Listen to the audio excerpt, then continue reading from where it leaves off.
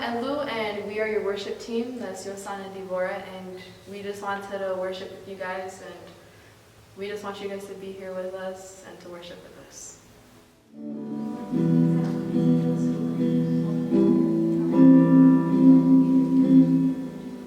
They say sometimes you win some, sometimes you lose some, and right now I'm losing that. I stood on this stage night after night, reminding the broken it'll be alright. But right now I just can't. It's easy to sing when there's nothing to bring me down, but what will I sing when I'm held to the flame like I am right now? I know you're able and I know you can save through the fire with your mighty hand, but even if you don't, my hope is you alone. They say it only takes a little faith to move a mountain. Well, good thing a little faith is all I have right now. But God, when you choose to leave mountains unmovable, oh, give me the strength to be able to sing. It is well with my soul, and I know you're able and I know you can save through the fire with your mighty hand. But even if you don't, my hope is you alone. I know the sorrow and I know the hurt would all go away if you just say the word. But even if you don't, my hope is you alone. You've been faithful, you've been good all my days. Jesus, I will cling to you, come what may, 'cause I know you're able. I know you can. It's easy to sing when there's nothing to bring me down, but what will I say when I'm held to the flame like I am right now? I know you're able and I know you can save through the fire with your mighty hand. But even if you don't, my hope is you alone.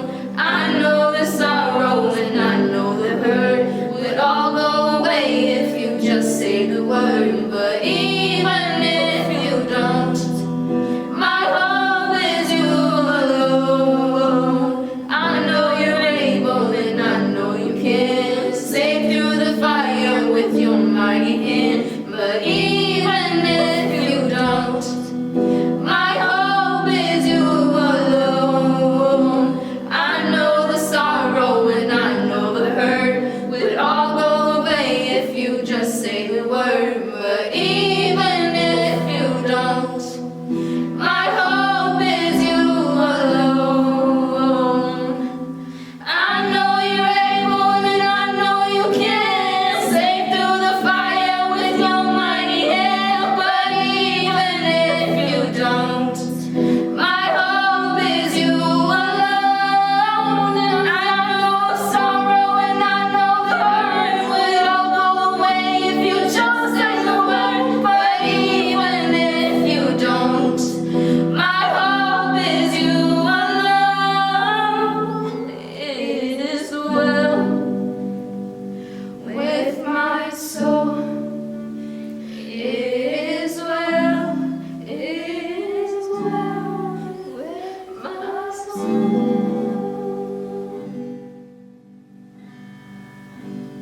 I don't want to hear anymore. Teach me to listen. I don't want to see anymore. Give me a vision that you can move this heart to be set apart. I don't want to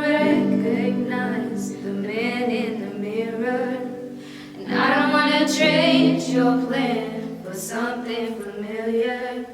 I can't waste a day, I can't stay the same. I wanna be different, I wanna be changed, till all of me is gone, and all that remains is a fire so bright the whole world can see that there's something different. So come and be different in me. And I don't want to spend my life stuck in a pattern. And I don't want to gain this world but lose what matters. And so I'm giving up everything because I want to be different. I want to be changed till all of me is gone. And all that remains is a fire so bright the whole world can see that there's something different. So come and be different.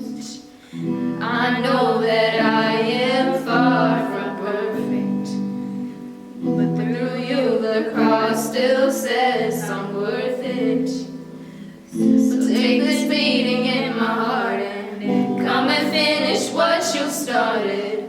When they see me, let them see you. 'Cause I just wanna be different. I wanna be different. I wanna be changed till all of me is gone, and all that remains is a fire so bright the whole world can see that there's something different. So come and be different. I just wanna be different. So could you be different in me? Different.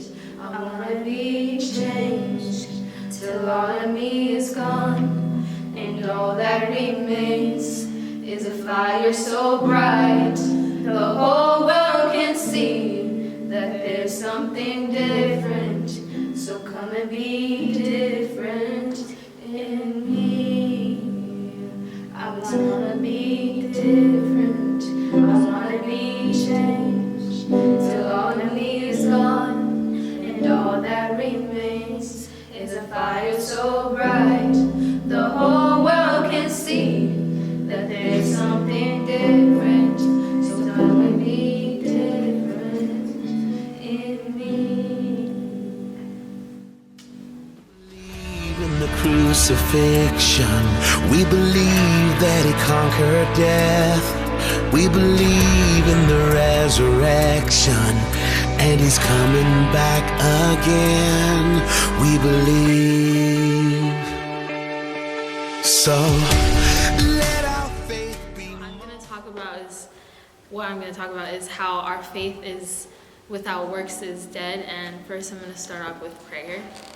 So, dear Lord, I pray that we can take something away from these live streams today, and I to thank you for just giving us the ability to still learn about you and reach your word, even though we're going through trying times, Lord God. And I pray that you can give us your protection and your just us being content through everything that's happening. And Lord God, thank you for protecting us and providing for us. And in Jesus' name I pray, amen. So I'm going to start with James. And then, so it says, what James says is, what good is it, dear brothers and sisters, if you say you have faith, but don't show it by your actions? Can that kind of faith save anyone? Suppose you see a brother or sister who has no food or clothing, and you say goodbye and have a good day, stay warm and eat well, but then you don't give that person any food or clothing. What good does that do? So what this verse is saying is that our faith needs to be proven. So yes, your faith is what gets you to heaven. Your good deeds don't get you to heaven, but by showing good deeds is how we work towards our faith and how we prove our faith. Then he continues with saying, so you see, faith by itself isn't enough unless it produces good deeds. It is dead and useless. Now someone may argue, some people have faith, others have good deeds. But I say, How can you show me your faith if you don't have any good deeds? I will show you my faith by my good deeds. So the good deeds are more of what's going to represent us as Christians and what can represent God well to the world, because we need to be representatives for God and we need to share the gospel. And so the good deeds, that if they coincide with our faith, that's how we can show other people and spread the gospel and represent Christians well and God well. So then he goes on and he says, you say you have faith, for you believe that there is one God. Good for you. Even the demons believe this, and they tremble in terror. How foolish. Can't you see that faith without good deeds is useless? So that was interesting, because he says even the demons believe this, because even the devil believes in God. If faith alone can't save us, because even the devil believes in God. But what separates us is the good deeds and how we work towards that faith and how we represent God. Otherwise, we could, even atheists are kind of the only ones who say, oh, there is no faith, because they choose not to believe in God. But otherwise, the only thing that separates us from other religions is those good deeds and how we represent that faith. And then he says, don't you remember that our ancestor Abraham was shown to be right with God by his actions when he offered his son Isaac on the altar? You see, his faith and his actions worked together. His actions made his faith complete, and so it happened just as the scriptures say. Abraham believed God, and God counted him as righteous because of his faith. Not because of his good deeds, but because of his faith. So he was even called the friend of God. So you see, we are shown to be right with God by what we do, not by faith alone. So Abraham had faith and he had good deeds, but the difference was because he believed in God and he had faith in God that he'd send him his promised child, and when he did, God asked him to give up that child. And instead of him saying, oh, I have faith in God and he gave me this, but I'm not gonna have faith in God now with sacrificing my child, that's when his faith and his works worked together, because he trusted God enough to almost sacrifice his child. But that's when God said, that's enough. And then he was called a friend of God for that. So then there's also one more example about Rahab the prostitute, and it says, she was shown to be right with God by her actions when she hid those messengers and sent them safely away by a different road. This, just as the body is dead without breath, so also faith is dead without good works. So how God sees it and how man sees it is completely different. So our faith is what justifies us in the eyes of God, and our works is what justifies us in the eyes of man and in our world now.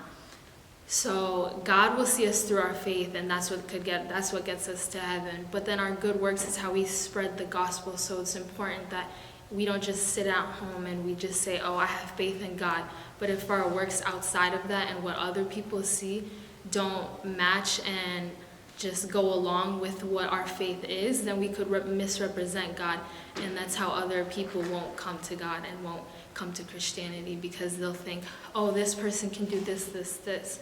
So we have to represent God well, and we have to spread the gospel, and by doing that is with our good faith, with our good works, because it has to work with our faith.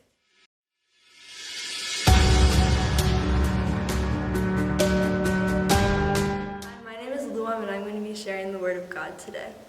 All of us are probably familiar with the saying, God is good all the time, and all the time God is good. We hear about God being good quite often, but at a time like this, it can often be harder to feel it or believe it. But we must always remember that no matter what may come our way, God in his never-ending goodness will never give up on us. Romans chapter 5, verse 8 says, "But God demonstrates his own love for us in this: while we were still sinners, Christ died for us." God's goodness does not need to be earned. It was freely given to us through his Son. God sent his Son to die for us so that we may not only experience his goodness, but we may also have life and have hope. Psalms chapter 27, verses 13 through 14 say, "I remain confident in this: I will see the goodness of the Lord in the land of the living. Wait for the Lord, be strong and take heart, and wait for the Lord. Like David, we should have such faith and reassurance in God that he will come and rescue us. We must also do our part and wait with confidence and faith. Faith is driven by trust in the Spirit, so that us Christians can continue to go in the right direction. That means remaining faithful even when we don't know exactly what God is doing. James chapter 1 verse 17 says, "Every good and perfect gift is from above, coming down from the Father of the heavenly lights, who does not change like shifting shadows." When we face trials, we may find ourselves asking, if God were so good, why don't I have the things I'm missing in life? But we may also look elsewhere for what we lack. But this distracts us from what God has given us in our lives, because God is the source of everything good, and he will also be the source of everything good that will come in the future. God also will never change. He's forever. He will forever be the good, merciful, caring, loving God he is that we know. God also wants us to acquire and display his characteristics. Galatians 5, verses 22 to 23 say, "But the fruit of the Spirit is love, joy, peace, patience, kindness, goodness, faithfulness, gentleness, and self-control. Against such things there is no law." These are the fruits God provides for us to use as we give God's Spirit control. They are gifts to help us become more like him. All of us have sinful impulses and good impulses that are given by the Holy Spirit. And we should all concentrate on what God wants us to do. So we should all follow the good impulses we have. Psalm chapter 103, verses 13 through 14 say, "As a father has compassion on his children, so the Lord has compassion on those who fear him. For he knows how they are formed. He remembers that we are dust." Our God shows us here how he is compassionate towards us and how he loves us. He is aware of all of our weaknesses, and he is a perfect Father. Luke chapter 6, verse 32 says, "If you love those who love you, what credit is that to you? Even sinners love those who love them." In verse 35, it continues to say, "But love your enemies, do good to them, and lend to them without expecting anything in return. Then your reward will be great, and you will be children of the Most High, because he is kind to the ungrateful and the wicked." Jesus tells us here to love our enemies, and this demonstrates a type of love that God has for everyone, no matter what you've done. God is good to all. Romans chapter 3, verses 23 to 24 say, "For all have sinned and fall short of the glory of God, and all are justified freely by his grace, through the redemption that came by Jesus Christ." God does not give us what we deserve as sinners. Instead, God freely justifies us through the redemption provided in Christ. And with faith, we are righteous in the eyes of God. So remember, God is good all the time.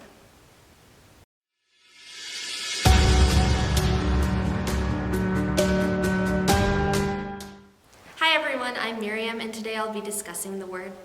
The lesson that we're going to be talking about is God's greatest command. Love is one of the most incredible feelings, and is something that we all kind of crave as humans. The feelings of being wanted and valued and just belonging is something that we've kind of led to the definition of love. But is this the biblical definition of love, or is this the worldly view? And that's what we're going to be discussing. What is Jesus' love, and how does it look like? The passage we're going to be diving into today is Mark 12, verse 28 through 31. It says, "One of the teachers of the law came and heard them debating. Noticing that Jesus had given them good answers, he said, 'Of all the commandments, which one is the most important?' 'The most important one,' Jesus replies, 'is this. Hear, O Israel, the Lord our God is one. Love the Lord your God with all your heart, with all your soul, with all your mind, and with all your strength. The second is this. Love your neighbor as yourself. There are no commandments greater than these.'" Jesus tells us something that shocked the teachers of the law. They've always been used to hearing that the 10 Commandments were always the most important. But Jesus spices things up and says that loving God and our other people are the most important things as Christians. And from this, 3 questions arise. First, why is loving so difficult? And why is hating so much easier? Second, who are our neighbors that Jesus tells us to love? And lastly, how do we show Jesus' love? So first, why is loving so difficult? The simple answer is this: loving is difficult because we don't understand the full extent of God's love. If we understood how much God really, truly loves us, the entire picture and volume of how much he does, we would be perfect. But we all know that we're not perfect as humans. We can't wrap our heads around the fact of God's love. And this is why we sin. This is why we hate others, because we don't understand fully. This is because we are human and make mistakes. But this shouldn't discourage us. No, this should make our faith stronger, because we know that Jesus loves us more than what we could ever imagine. We hold a limitless debt to Jesus Christ, and we should rejoice for this. Just because we're human doesn't justify the fact that our sins are okay. In 1 John 4:8, it says, "Whoever does not love does not know God, because God is love." With our daily journey in our faith, we should grow more and more into knowing who God is. And by knowing who God is, we will reciprocate this love to others, and we will live in a loving manner because we walk in the faith of God. And by walking in the faith with God, we know that we are going to show love because God is love. We have to acknowledge the fact that love isn't going to come easily, but we are aware that we should be aware when hateful thoughts come into our mind. We have to be purposeful, trying to live every day and make it routine when continuing our journey in faith. Secondly, who are our neighbors? Simple. Our neighbors are our world. Everyone around us is our neighbor. In John 15:9-13, it says this: "I have loved you even as the Father has loved me. Remain in love. When you obey my commands, you remain in my love. This is my command. Love each other in the same way I love you." It doesn't matter their background, their identity, or any of their sins. We are not to judge anyone more than anyone else because we ourselves are sinners. We are not better than the next person because we are all sinners. When you see someone walking in the path of sin, you shouldn't curse them or feel prejudiced or have pride in yourself. We know that we need to show love because God has shown us love because we are the sinner. God is the only judge, and it isn't your job to condemn them for their sins. What our job is to love one another, to show compassion, and to show God's love for everyone. We need to bring others the good news of Christ not because you see their sins, but because you were once a lost sinner too.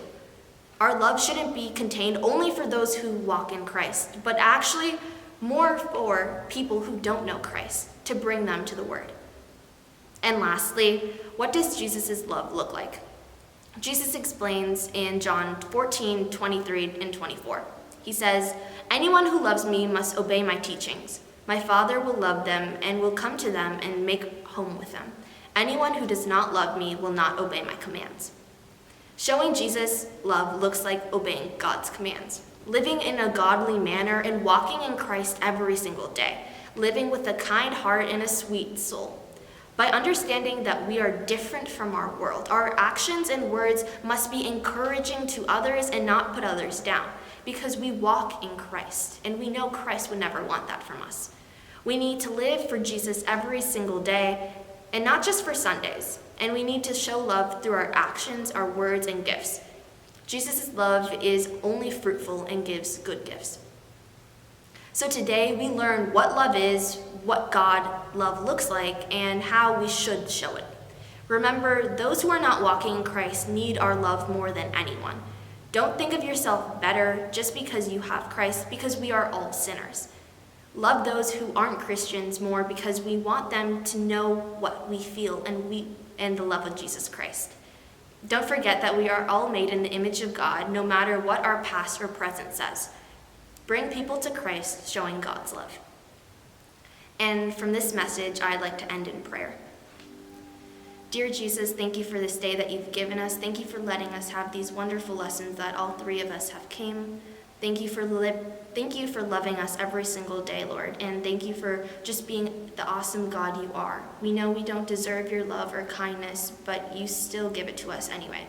Let us be able to show this love to everyone that we meet, Lord, and let us just be a light in this path of darkness. In Jesus' name I pray, amen. We believe. We believe. We believe in God the Father. We believe in Jesus Christ. We believe in the Holy Spirit, and He's given